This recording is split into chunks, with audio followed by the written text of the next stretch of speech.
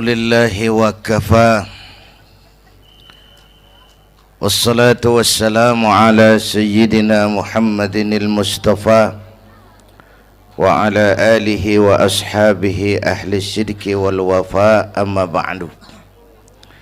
Para ulama yang saya muliakan, hadirin hadirat yang saya cintai, alhamdulillah malam ini kita sudah banyak mendapat mutiara-mutiara yang sangat berharga yang baru saja disampaikan oleh Bang Haji Roma Irama. Saya yakin besar manfaatnya buat kita semua. Mudah-mudahan apa yang kita dengarkan bisa kita amalkan. Saudara-saudara, sekarang ini banyak orang bisa memberi contoh, tapi sedikit orang bisa menjadi contoh. Ngasih contoh mah gampang, jadi contoh susah. Karena beliau manusia. Laqad ja'akum rasulun min anfusikum. Kalau kambing disuruh nyontoh ayam, yang nyuruh nyontoh kagak punya pikiran. Ya, kagak level. Kambing mah nyontohnya kambing, kebo nyontohnya orang, nyontohnya orang. Makanya Nabi kita orang. Bukan malaikat, bukan jin, bukan dewa, manusia. Kalau manusia disuruh nyontoh manusia, itu perintah masuk akal, predispositionnya sama. Kalau disuruh nyontoh malaikat, mah ribet kan. Malaikat bagaimana nyontohnya, dia mah tidur kagak, makan kagak, sama duit budeg, sama perempuan kagak open, lah susah nyontohnya. Ya, Superman tuh biar hebat nggak bisa dicontoh Superman. Bagaimana terbangnya? Lagian pakai celana dalam di luar, Pak. Nggak bisa dicontoh Superman mah. Nabi kita manusia utuh, cuman sungguh pun manusia, kualitasnya beda. Ini namanya basyarun la kal basyari.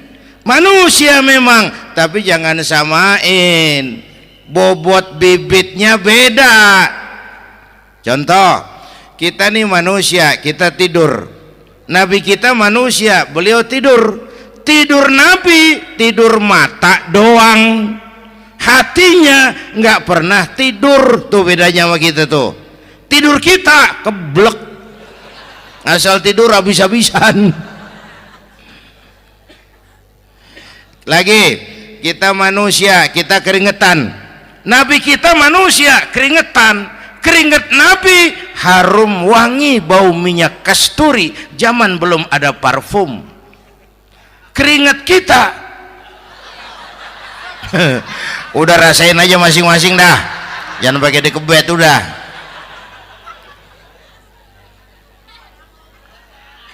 Contoh lagi, kita nih manusia nih, kita beludah nggak?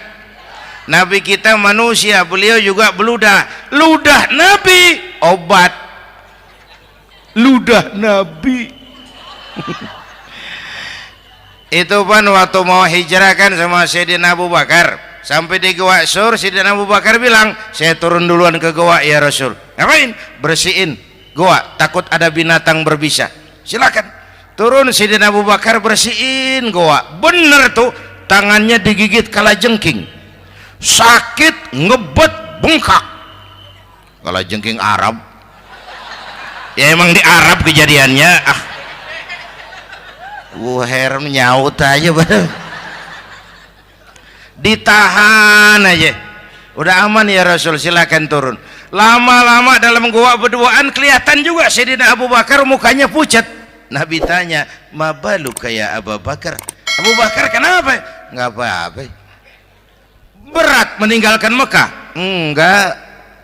Malas hijrah ke Madinah? Enggak. takut diubur-ubur Quraisy. Orang kata enggak, itu mah enggak. Loh, kenapa muka kamu pucat? Tangan digigit kalajengking. Ngapa nggak ngomong dari tadi? Saya nggak mau nyusahin Tuhan ya Rasul. Biar saya tahan, asal jangan nyusahin Tuhan. Ah, jangan begitu kau. Sini tanganmu, diambil sama baginda Nabi. Bismillahirrahmanirrahim. Cuh, diludahin, ringkes, sembuh saat itu juga. Ludah Nabi. Pengen tahu kita yang ludahin, bengkak campur koreng.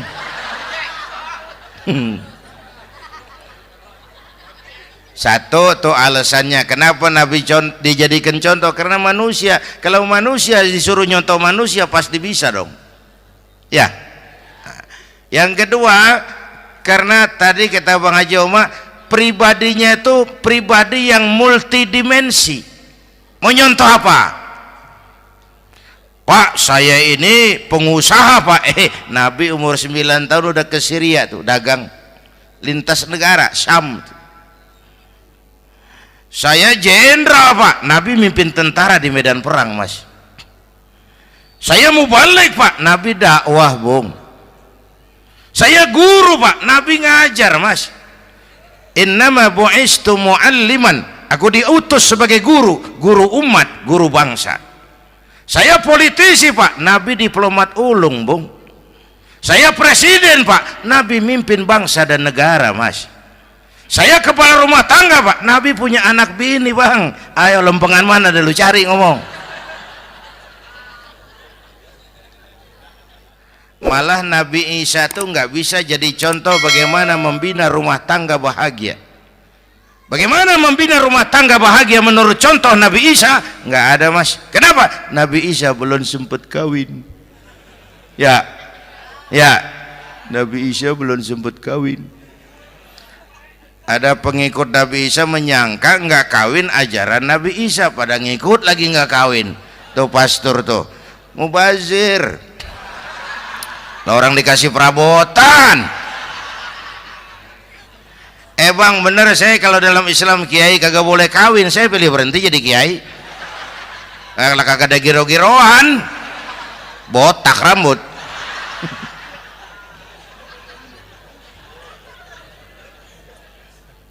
Makanya Bang Haji Oma cerita poligami saya girang banget tadi. Bukan yang ngomong ahlinya soalnya.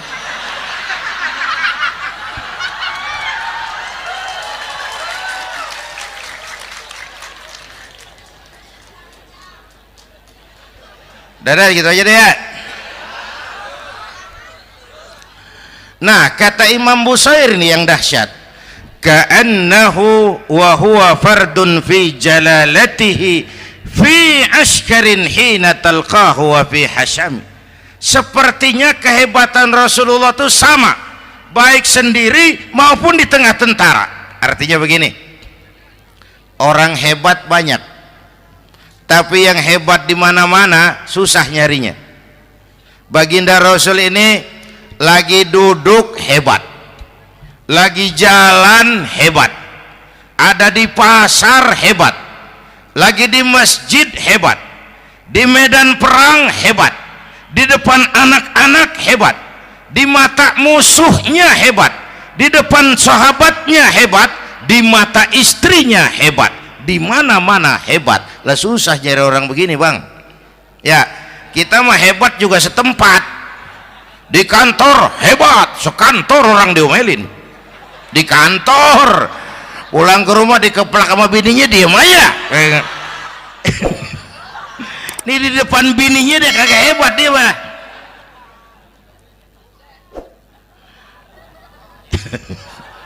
Oke, lalu kalau begitu soalnya apa yang mau kita contoh? Saya sampaikan 3 aja. Pertama, Nabi kita ini tokoh yang sejak kecil udah ditempa kesusahan. Bu, tadi kata Bang Haji, Islam mengangkat derajat kaum perempuan karena perempuan banyak melahirkan orang besar. Lihat Sayyidah Aminah, ibunda baginda Nabi, melahirkan anak pertama tanpa didampingi suami. Meninggal suaminya, sedih hatinya, remuk perasaannya tapi tegar jiwanya. Dilahirkannya bayi bernama Muhammad, diasuhnya penuh kasih sayang, diantarnya menjadi orang besar dan memang dibesarkan oleh Allah. Itu contoh tuh Bu. Bilangin anak-anak tong bocah Nabi ngangon kambing tong, sekolah tong jadi orang gede. Baba lu tibang tamat SD lu sarjana lu, baba lu cuman jadi RT lu jadi camat lu. Biarin malu baba lu pala jadi kaki, kaki jadi pala, asal lu terus sekolah. Bu, anak sekolahin, gelang doang digedein lu. Nih kan kita Betawi nih pendidikan ngentengin banget kotan. Udah dong jangan tinggi-tinggi sekolah udah. Ngapa mak? Bawa lu kagak sekolah hidup noh. Hidup dong pun jamu monyet juga hidup. Bu, anak sekolahin.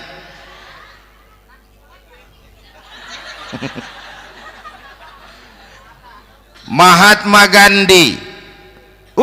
Kecilnya begeng, ceking, cacingan, leatim. Emaknya tuh Gandhi sekolah nak, Gandhi belajar nak, Gandhi jadi orang besar nak. Kalau perlu belajar ke Inggris, biar Inggris menjajah kita. Gak apa-apa kau sekolah ke Inggris, tapi jangan jadi Inggris nak. Jangan pacaran sama bule, jangan sentuh minuman keras. Gandhi jadi orang besar. Mahatma Gandhi tumbuh karena dorongan emak.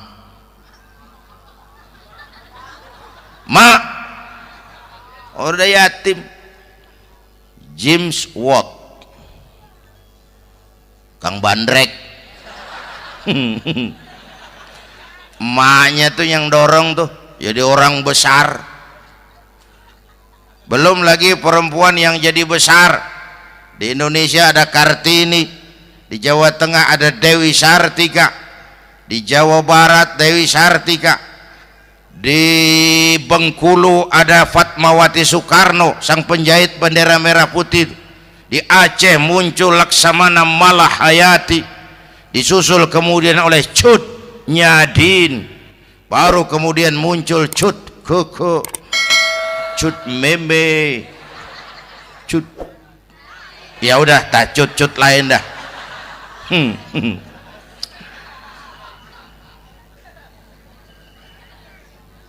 Nabi ke remajanya nggak dikolokin, tegar, tahan bantingan, nggak cengeng. Begini bang, kalau bahasa kita nih, bahasa Betawi nih, orang mah bang kalau udah biasa susah ketemu susah nggak kaget udah. Ya kita Betawi kan mah susah udah nukangin. Susah mulu. Saya santri nih biasa makan kangkung, datang ke rumah temen dikasih kangkung, makanan gue ini mat, dikasih daging ayam lah nambah, emang apa? Orang mah kalau biasa susah enak nggak kagetan. Saya santri biasa tidur di masjid, disuruh nginep di hotel lah pules nggak? Tapi yang biasa tidur di hotel suruh nginep di masjid encok. Makanya kemarin tuh waktu menteri-menteri baru dilantik tuh saya ngarepin tuh mudah-mudahan nih menteri ini begitu dilantik bacaannya nawaitu sauma godin. Lu pada niat puasa dulu dah, entaran. Puasa kan bukan kagak boleh, nunda doang, nunda puasa mah.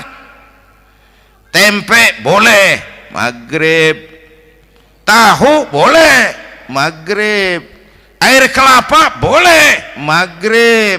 Lu menteri pada mau naik mobil mewah boleh ntar kalau ekonomi udah mendingan, rakyat udah pada legaan napasnya. Ya sebab apa? Itu duit buat mobil para menteri kan duit negara kan duit rakyat. Duit rakyat kan duit gue juga, itu ada di situ. Gue bayar pajak. Sayangnya kebanyakan pejabat kita asal dilantik aja bacaannya Allahumma lakasumtu, niat buka puasa. Orang buka puasa kan kemaruk apa jadi gares ya. Bu Jadi benar Islam mengangkat harkat, derajat, martabat kaum perempuan. Kata Bang Haji Umar tadi, dengar nggak tuh? Waktu Nabi ditanya, ya Rasul, siapa yang paling harus saya taati di dunia? Ibumu. Setelah itu, ibumu. Setelah itu, ibumu. Setelah itu, bapakmu. Ibu 3 kali disebut, bapak. Coba pikirin, ibu 3, bapak 1 bapak. Ini bagaimana ngitungnya, jadi kerok begini nih ngitung nih.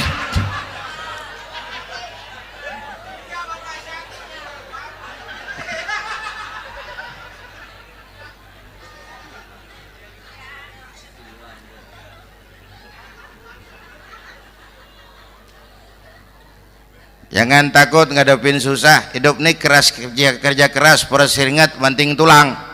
Ya Bu. Satu. Yang kedua, contoh dari Nabi. Orang yang paling bersih hatinya Rasulullah. Orang yang paling baik akhlaknya Rasulullah. Orang yang bahkan sudah dapat jaminan ampun dari segala dosa Rasulullah.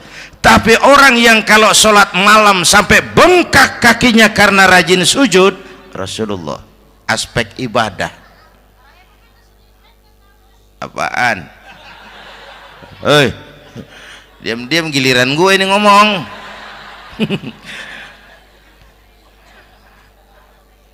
Lo ngomong lagi dah gue pulang.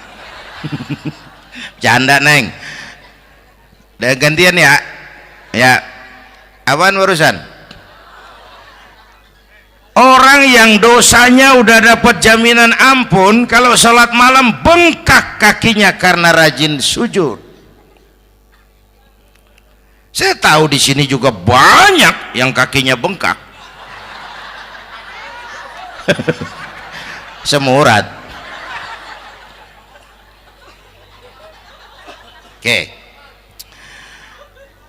Kira-kira 3 minggu yang lalu saya menghadiri haul akbar Syekh Maulana Malik Ibrahim di Gresik, haul ke-609.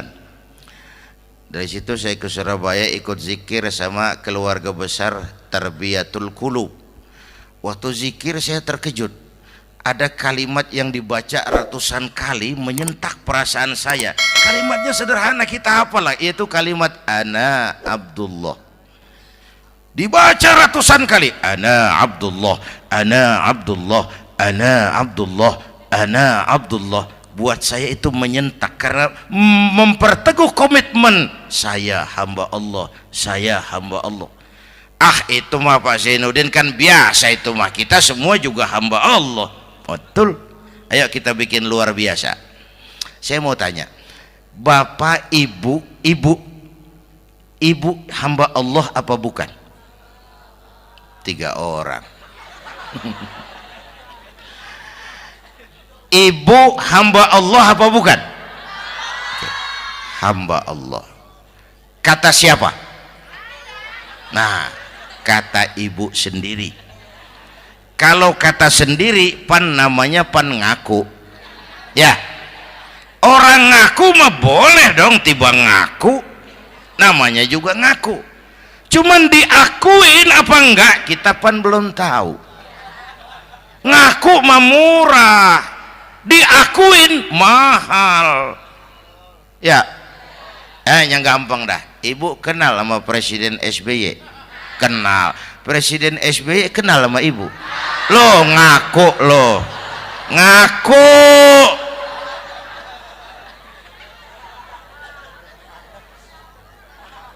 Saya hamba Allah, kata saya. Berapa banyak orang mulutnya hamba Allah, perbuatannya menyatakan dia hamba dunia, hamba harta, hamba jabatan, hamba setan, budak nafsu. Nggak sesuai ucapan sama perbuatan. Yuk jadi hamba Allah yang beneran. Jangan separuh-separuh, kita mapan asal sakit mah hamba Allah. Ya Allah, ya Allah, lagi sakit, sehat ya dikit, keder, nyari masjid nggak ketemu.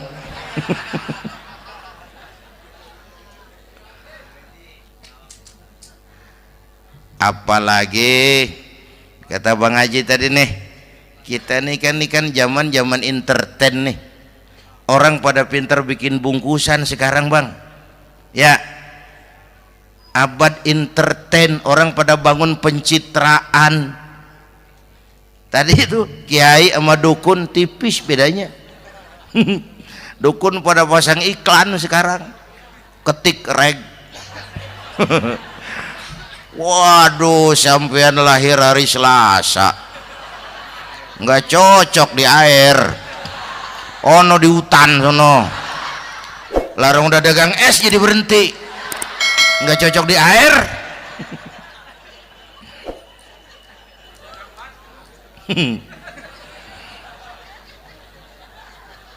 Bu, di zaman nih siapa pakai apa, siapa mau jadi apa kagak urus nih.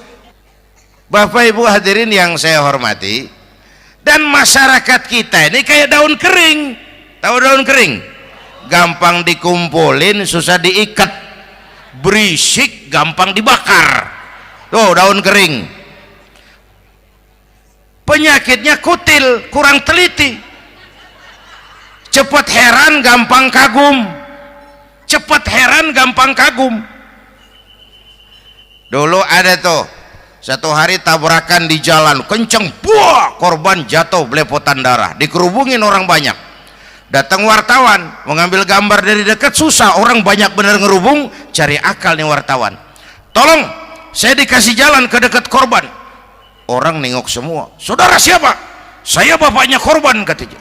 Dia ngaku bapaknya korban. Ya orang minggir semua, minggir, ini ada bapaknya korban.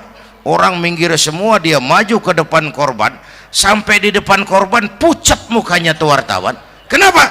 Yang ketabrak anak monyet Pak. Dia udah kedongan ngaku bapaknya korban.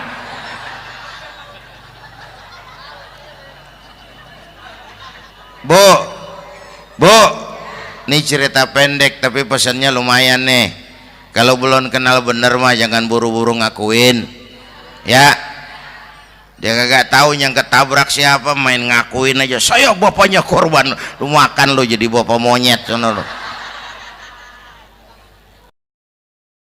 Makanya jagain kampung kita nih, jangan kemasukan yang aneh-aneh ya. Nabi palsu, aliran aneh ya, ini bid'ah, itu bid'ah kuno yang kayak begitu. Capek kita ngurusin begitu, udah kelewatan ya. Yang tahlil mah terusin, yang kagak suka nggak apa-apa, cuman jangan ngomelin yang tahlil. Orang tahlil juga pakai dalil. Yang mabuk masih banyak, yang tahlil diomelin. Kita nih kayak kurang kerjaan, akhirnya rame turu-turu kita. Padahal yang harus kita kembangkan kan rukun antar umat seagama, rukun antar umat beragama, rukun antar umat beragama dengan pemerintah. Kata Bang Haji Omar tadi, rukun antar umat seagama, turu-turu kita muslim nih kudu rukun. Beda pendapat boleh, marahan jangan ya. Tangan kanan sama tangan kiri juga beda, cuman rukun. Asal kiri gatal nih, kanan kagak diundang, dia datang aja nggak rukin. Nggak ada kiri gatal kanan ngomel, lu garuk aja sendiri. Nggak, dia mah akur ya Bu.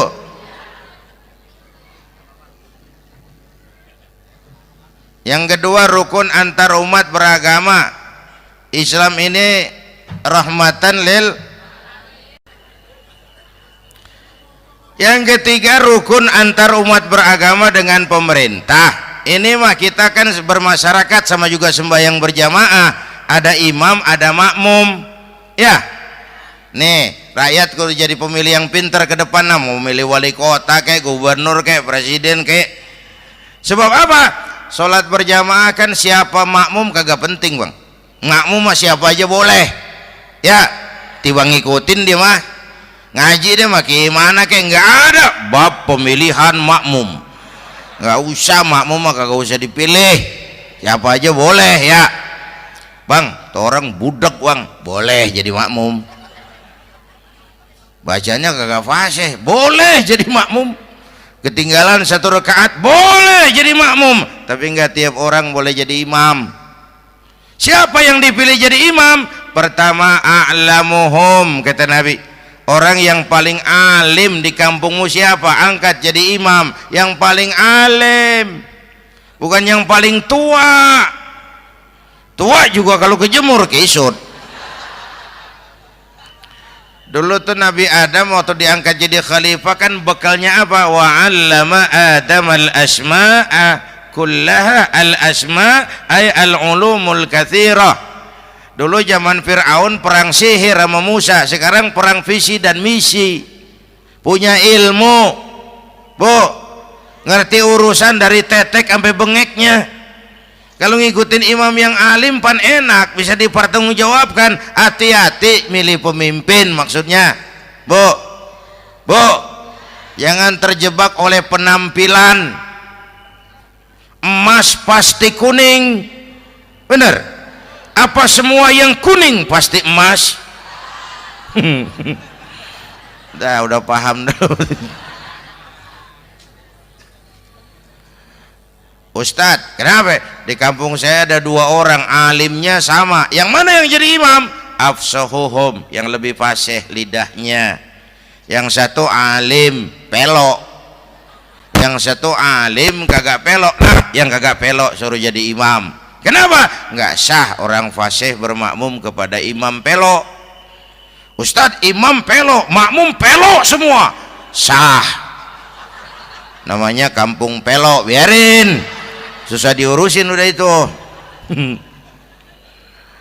Apa sih artinya fasih? Yang enak deh, nyambung. Pegel kalau punya pemimpin kagak nyambung sama rakyat. Ya, rakyat mau yang ngidul deh ngalor, rakyat mau yang ngulon deh ngetan. Lah kan capek rakyat, kagak nyambung. Makanya kalau jadi imam pesan Nabi, idza amma ahadukumun nas falyukhaffif. Kalau kamu jadi imam, ringankan sholat kamu. Itu makmum nggak sama kekuatannya. Jangan panjang-panjang kalau jadi imam, kudu tahu keadaan makmum. Tuh makmum ada yang udah tua rentak, diri aja udah gemeter. Ada yang punya darah tinggi, kalau sujud kelamaan palanya ngebet. Ada yang udah janji tuh makmum habis sembahyang mau terima duit. Kalau imam kelamaan, kalau saudara makmum. Ya, nyambung. Jangan udah diangkat jadi imam saenake dhewe. Salat isya berjamaah, rakaat pertama selesai Fatihah Yasin. Makmum ikut mengikut, cuman bari ngancem. Besok gua tawiatin balik lagi udah.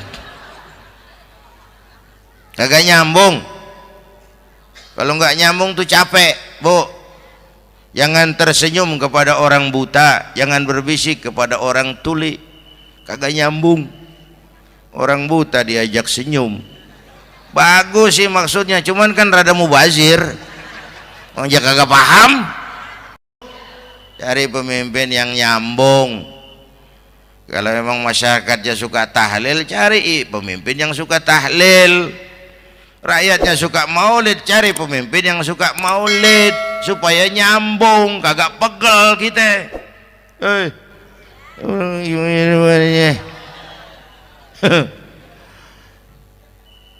Bapak Ibu hadirin, saya balik urusan kita. Nyontoh Nabi ibadahnya luar biasa. Bu, kita ini perlu Allah. Kita ini perlu Allah. Semua kita perantau di bumi Allah ini. Perantau pasti pulang.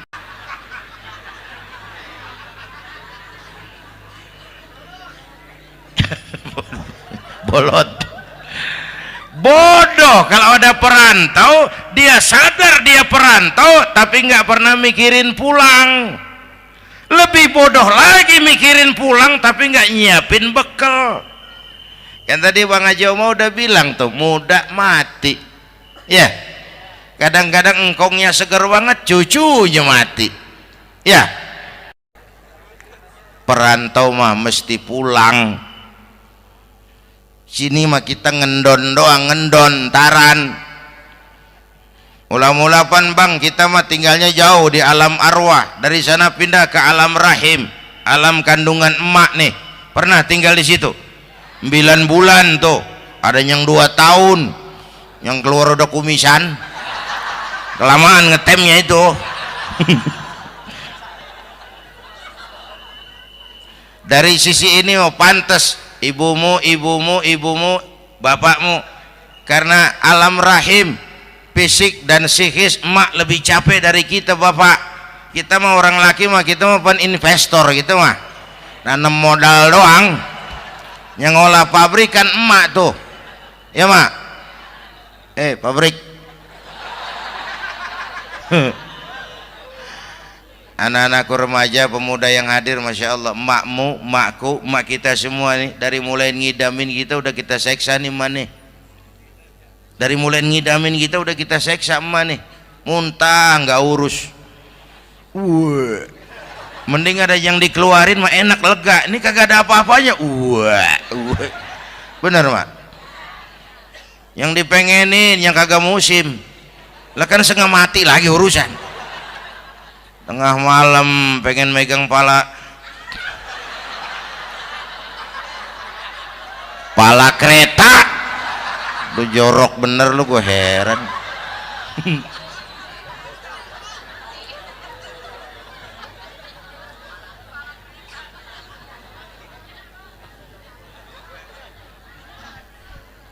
Bapak Ibu hadirin, yang ketiga terakhir, contoh dari baginda Nabi, modal utama perjuangannya adalah akhlak.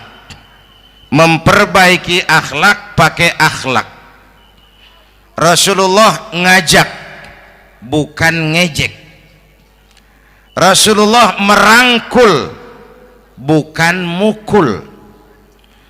Rasulullah pakai argumen, bukan pakai sentimen. Tujuannya adalah kebenaran, bukan menang-menangan. Prinsip dakwahnya basyiru wala tunaffiru, yassiru wala tu'assiru.